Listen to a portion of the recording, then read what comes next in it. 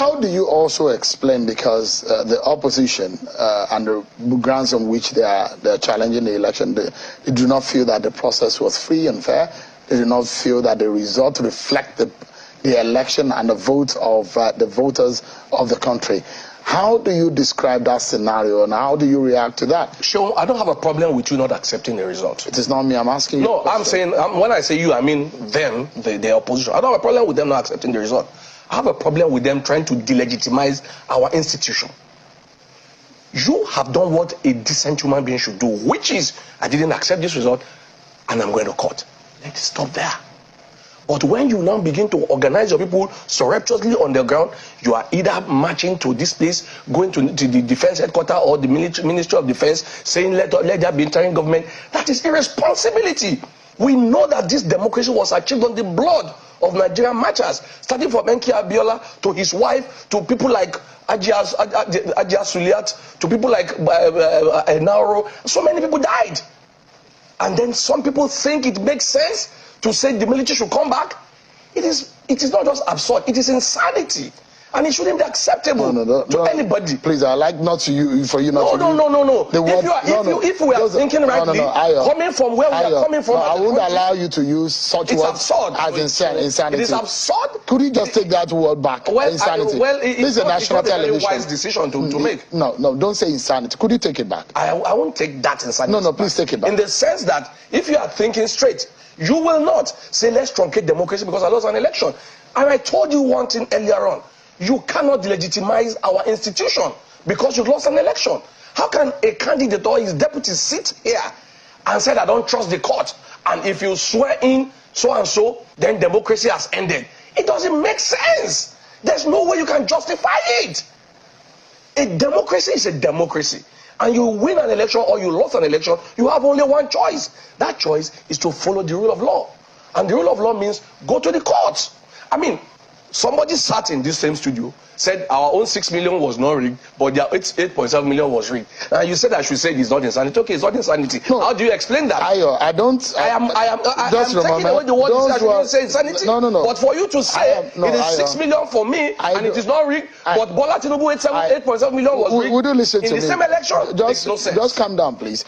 I don't care what you think or believe, but I'm bothered about the manner in which you express yourself on this platform. No, not fine. I mean, we are talking about the sensibilities of Nigerians. Okay. This is a family television. Okay. People in Western Nigerians are watching, and there are some words that are not permissible on this platform. And because I'm moderating, I will say take it back. I have taken away insanity. Thank you for that. Let me now say this to you. How did you come to the realization that our election was lost when every other candidate apart from your candidate won in one region and lose, and won and lose? I will give you an example. Bola Tinubu is from the southwest. He won 4 states out of the 6 states. Atiku Abubakar is from the north east.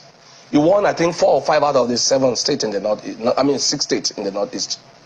Only Peter Obi won the entire southeast, his own region. How did you now come to the realization that the election was rigged?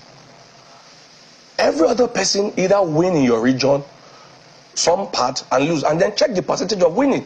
Wherever Atiku won, he won 50%, 40%. Tinubu came second, 40% and something percent. Only Peter Obi won 80, 90% in his own region. And he is the one who is raising these fascists who are going around trying to create problems. Thank God I'm not making this up. Thank God the DSS have said people are planning to destroy the democracy that we earn from the blood of our martyrs in Nigeria. This should never be what we should even be discussing if we are thinking right in this country. We have a country to run.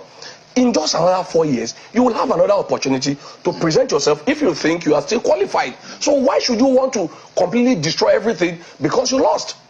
Now, the question here is that, and I'm not sure that anything has changed, is the legitimate right of any citizen to protest. So what you are not happy about is what is being said at the protest, isn't it? So anybody can protest if they wish. Our own people have also gone out to march. Nobody said don't protest. But do you call this a protest when people march to the Ministry of Defense, or is it Defense Headquarters, and you are saying they should come and take over, that Ashwaju should not be sworn in? How does that make sense to anybody? A protest is not the same thing as trying to create a chaos in the country. A protest is not trying to delegitimize and destroy our democracy because your candidate lost. You can protest civilly and sensibly, but you cannot, under any circumstances, make comments, assertion, or anything that will jeopardize this democracy. We know how the entire world is looking to Nigeria to be able to help Africa to grow democratically. How are we going to grow if we've come this far and then you want to destroy it? And then let me tell you some other areas that people are not looking at. In terms of credibility of election, this election happens to be the most credible, and I'll tell you why. You just told me now that this is the lowest winning margin by 38%.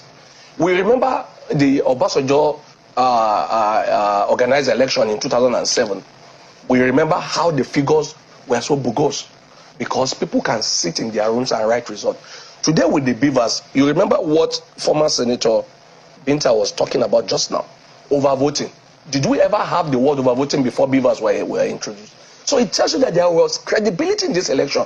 Unfortunately, for the first time, we are having people on the ballot who are undemocratic, who are fascist in their nature.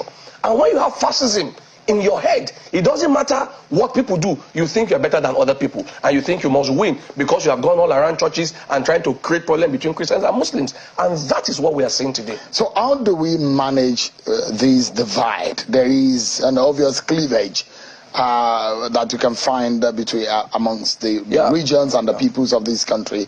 How do we manage? Because I can see there just a moment. Okay. It behoves on your party that has been elected now to be able to manage the situation, no matter what has happened, whichever way the matter goes in court.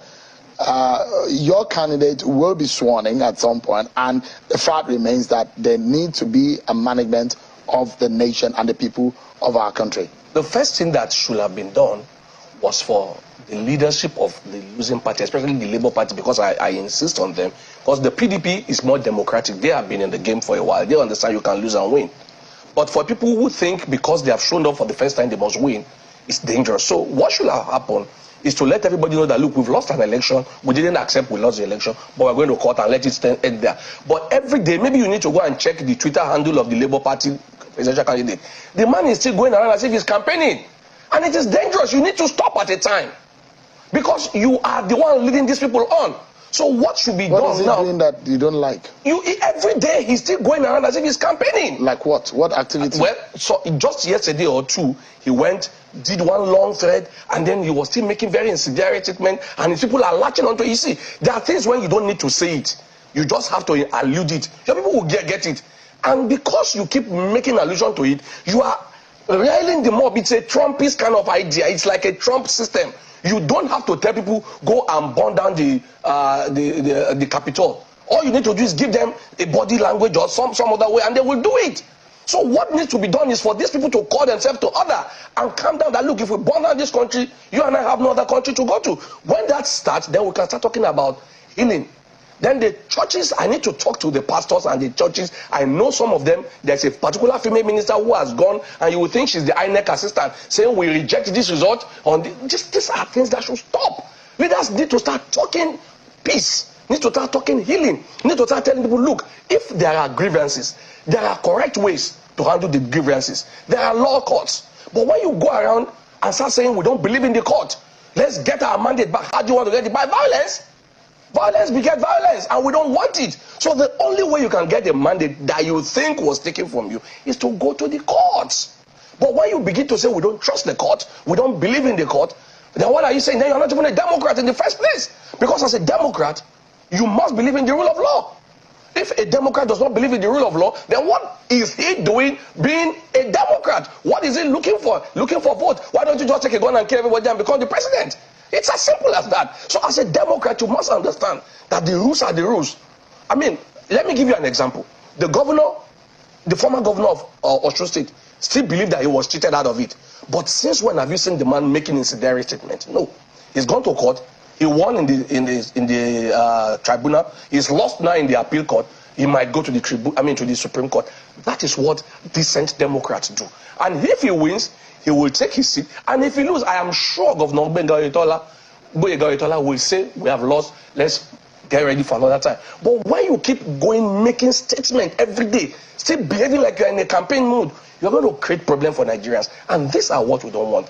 Already the world is in a dire state. As I speak with you, I'm sure you are aware, the American banking system is on the verge of collapse. So which means there is another looming international recession. So let's face problems instead of creating problems for ourselves. These people that have lost election, I am appealing to them. Yeah. Go to the court. So finally, Ayo, I follow some of what the comments are being in, that fundamentally some of these guys do not believe in the capacity of your candidate to deliver, and that's why perhaps they believe that their own candidate has the capacity to do better for the situation of our country. As your final thought on the program tonight, how do you convince and what do you do to ensure you onboard these Nigerians who think legitimately that they have a better candidate other than the candidate who First won the and election? foremost, we know that democracy means the rule of law, which means the majority will always have his way, even the minority have their say. Now, what I will advise people who think they have a better candidate is to wait for 4 years. Check out what Asiwaju will do in his first 4 years. If you think he didn't do well, present yourself again. However, I and 8.7 million other people know that Asiwaju delivered when it was tough as the governor of Lagos State. And we know that as the incoming president of the Federal Republic of Nigeria, he will also deliver. So there's nothing to convince anybody about. All you need to do is check out the 36 states of Nigeria today.